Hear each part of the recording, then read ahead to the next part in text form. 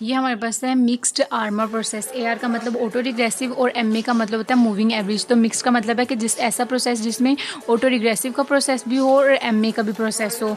तो इसकी जो जर्नल हमारे पास मॉडल बनेगा ना, वो हमारे पास ये मॉडल बनेगा। इसको हम किस तरह भी लिख सकते हैं कि दूसरी साइड पर ले जाएंगे तो ये सारे माइनस में हो जाएंगे और जी टर्म वाले एक साइड पर लिखें।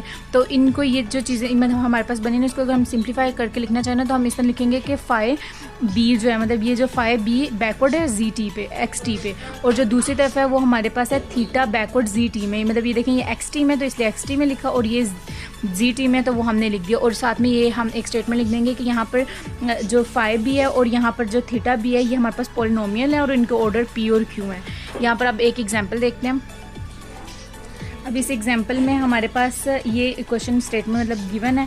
अब यहाँ पे आर्मा 1 1 है, वो कैसे हमें पता चला? देखें, x की पावर में क्या है, T1 है, मतलब इसका 5 1 यहाँ पर मौजूद है। और यहाँ पर जो दूसरा हमारे पास है ZT है, इधर भी हमारे पास क्या है, थीटा 1 गिवन है। तो हमारे पास दोनों जो हैं वो हमारे पास 1 1 के प्रोसेस यूज हुए हैं। अब यहाँ पर आपने क्या करना है, सिंपली XT को एक साइड पर लेके बाकी Z टर्म की एक साइड पर रहने दिया। यहाँ पर आप कॉमन ले XT को, मतलब ये देखें, ये बैकवर्ड इसके ऊपर ऑपरेटर लगाया, यहाँ पे एक लाइन मिसिंग है, XT माइनस 0.5 और आगे BXT आ जाएगा। वहाँ से XT कॉमन लेके हमारे पास ये इक्वेशन बनेगी। सिमिलरली यहाँ पर हमारे पास जो कॉमन आएगा वो आएगा ZT बाहर आ जाएगा, 1 + 0.3B आ जाएगा।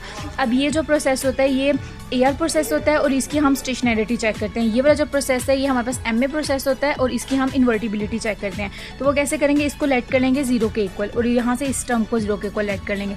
लेट करने के बाद B की वैल्यू निकालेंगे, B की वैल्यू निकालेंगे, B की वैल्यू ग्रेटर देन 1 है, इसका मतलब ये प्रोसेस जो है वो स्टेशनरी है। और यहाँ पर B की वैल्यू ग्रेटर देन 1 है, तो इसलिए ये हमें पता चलेगा कि इन्वर्टिबल है। अब जैसे कि इस क्वेश्चन में हमारे पास ये स्टेशनरी भी प्रूव हो गया, इन्वर्टिबल भी प्रूव हो गया। तो ऐसा भी पॉसिबल है कि कोई इक्वेशन हमें मतलब कोई मॉडल गिवन हो और वो स्टेशनरी हो या इन्वर्टिबल ना हो, तो इन दोनों में से कोई एक भी होल्ड कर सकता है। जब हम MA representation of Arma process की बात करें तो उसको हम इस तरह लिख सकते हैं। वो कैसे कि देखें 5P, तो यही चीज़ यहाँ पर भी है ना कि देखें 0.5 है, तो यहाँ पर क्या है 5P है, तो P यानी कि यहाँ पर आ गया P और Q आता है ना, और यहाँ पर 5Q था तो वो 1 मॉडल आ गया। तो उसको उन्होंने सिंपली ऐसे मॉडल को लिख दिया है। इसके लिए रिप्रेजेंटेशन MA रिप्रेजेंटेशन इस तरह भी की जा सकती है। अगर वो हमें कहना कि आप पाई वेरिएबल्स निकालें तो हम ये वाला मॉडल यूज़ करेंगे। अगर साई वेरिएबल्स की बात करें तो उसके लिए हम ये वाला मॉडल यूज़ करेंगे। अब ये जो साई वेरिएबल है इसको थोड़ा सा सिंप्लीफाई वो और किया, वो किस तरह के इसका मॉडल लिए।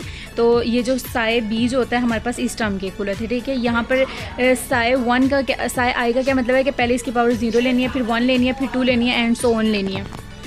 तो Sai 1 Sai 2 and so on इस तरह हमने ये सारी टर्म लेनी है। तो उसके बाद ZT ये वाला वैसे आ जाएगा। इसको अंदर मल्टीप्लाई कराने के बाद हमारे पास सिंप्लीफाई करेंगे तो हमारे पास ये इक्वेशन बन जाएगी। ये देखें, ये BI और ZT की टर्म बनी है और बाद में जब ये Z के ऊपर अप्लाई हुआ तो T माइनस I में आ जाएगा, ठीक है। और जब हम बात करें AR representation of Arma process की, P और Q में हमने वो अपनी इक्वेशन ली, ठीक है। उसमें क्या क्या ZT निकालना चाहे वो कैसे करेंगे, ये वाली टर्म दूसरी साइड पे आ जाएगी और यहाँ से ये इन्वर्स में चली जाएगी, तो ये स्टेटमेंट हमारे पास बन जाएगी। ये जो होती है ये हमारे पास पाई की इक्वल आती है, वो लिख दिया और बाकी ये हमने पूरी टर्म ऐसे लिख दी। ये वाली जो टर्म है ना, ये पाई की इक्वल है। ये क्वेश्चन है, इसमें उन्होंने कहा ये आर्मा 1 1 का प्रोसेस है और इसके हमने साई वेट फाइंड करने हैं। तो उसके लिए क्या करेंगे, ये जो मॉडल हमें गिवन है यहाँ से XT वाली टर्म एक साइड पे ले जाएंगे और Z टर्म वाली एक साइड पे रहने देंगे। यहाँ से बैकवर्ड ऑपरेटर लगाया, इस पर यहाँ पर भी बैकवर्ड ऑपरेटर लगाया, इसके ऊपर XT -1 के ऊपर जब बैकवर्ड ऑपरेटर लगाया तो ये हमारे पास BXT हो जाएगा और यहाँ से ये BZT हो जाएगा। इसके बाद यहाँ से XT कॉमन लेने के बाद 1 - 0.5B आ जाएगा और यहाँ पर 1 - 0.3 ZT आ जाएगा। अब ये वाली जो टर्म होती है हमारे पास क्या होती है, फाई बी के इक्वल होती है, P ना भी पढ़ लो, फाई B के इक्वल होती है और ये वाली जो थीटा B के इक्वल होती है। अब जब हमने साई वेट्स फाइंड करने तो हमारे पास मॉडल ये वाला यूज़ होता है, इक्वेशन ये यूज़ होती है। अब यहाँ पर साई जो थीटा B है वो हमारे पास क्या है, थीटा B, ये वाली टर्म, तो वो हमने यहाँ पर लिख दी। साई इन्वर्स B, तो यानी कि साई जो B है वो हमारे पास ये वाला, ठीक है। ये टर्म लिखी, इन्वर्स के साथ लिखी। इन्वर्स का फॉर्मूला हमने यहाँ पर सीरीज़ ओपन की। सीरीज़ ओपन करने के बाद इस टर्म को इसके साथ मल्टीप्लाई कराया, ठीक है। ये पूरी टर्म आ जाएगी। जब हम पहले 1 के लिए इसको सारे को मल्टीप्लाई करेंगे, फिर -0.3B को इसके साथ मल्टीप्लाई करेंगे तो ये पूरी इक्वेशन बन जाएगी, ठीक है।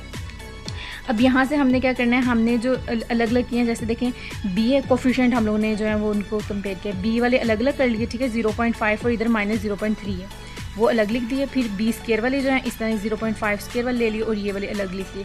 इसी तरह ये B क्यूब वाली यहाँ पर हमने इसके लिख लिए। अब यहाँ पर इनमें से माइनस करके मतलब सिर्फ कैलकुलेशन करके इसकी वैल्यूज़ हमने यहाँ पर लिख ली। और फिर देखें अगर हमारे पास जो साई है 0 है तो वो हमारे पास क्या है 1 है। जब साई की वैल्यू 1 है तो हमारे पास क्या है 0.2 आया, फिर 0.5 0.2 ये साई 2 के लिए, फिर ये साई 3 के लिए, तो वो हम लिख देंगे। इसी तरह जनरल इक्वेशन हमारे पास जो आ जाएगी वो हमारे पास ये आ जाएगी कि साई 0.5 जो ये देखें ये हमारे पास यहाँ पर 0 सॉरी यहाँ पर इसके पावर 1 है, यहाँ पर 0 थी तो वो 1 हो गया, 1 है, यहाँ पर 2 है, एंड सोन इसी तरह चलती जाएगी। i-1 आ जाएगा और यहाँ पर 0.2 जो हमारे पास कॉन्स्टेंटली मल्टीप्लाई होगा।